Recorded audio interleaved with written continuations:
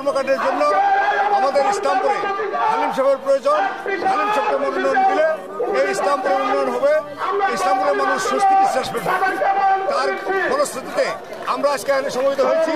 আমাদের এই মনোনয়ন প্রত্যাখ্যান করে পরবর্তীতে কনফার্ম মনোনয়ন হালিম সাহেবকে না দেওয়া পর্যন্ত আমরা রাস্তায় নেমেছি। আমরা আমরণ ধর্মঘট করেছি।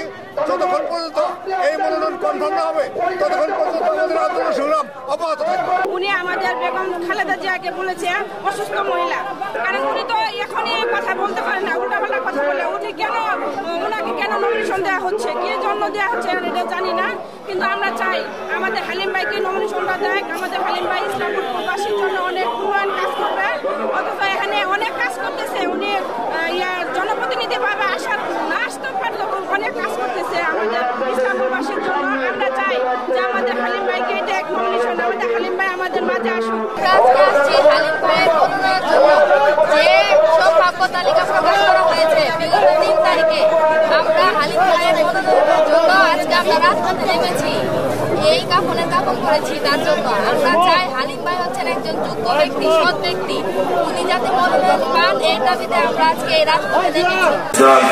মনোনয়ন দিতে হবে, পাশাপাশি যে সম্ভাব্য প্রার্থী ঘোষণা করা হয়েছে সেই প্রার্থী সুলতান মাহমুদ বাবু ভাইকে যে সম্ভাব্য ঘোষণা করার পর আজকে ইসলামপুরের মানুষ ঐক্যবদ্ধভাবে হেঁটে উঠেছে। এই দাবি মানলেই আদেশ মানি না।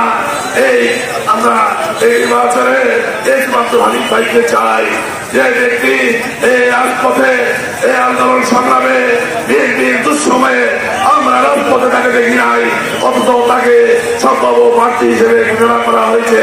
সেই সম্ভাব্য প্রার্থী একজন অসুস্থ মানুষ হিসেবে বাঙালি মানুষের মধ্যে যেভাবে আমরা ইসলামপুরের মধ্যে রাজনীতি করি, আমাদের বাংলাদেশের মানুষ অত্যন্ত একজন নিবেদিত পাই। আমরা তার বিকল্প নেই, আমরা তার নমিনেশন চাই।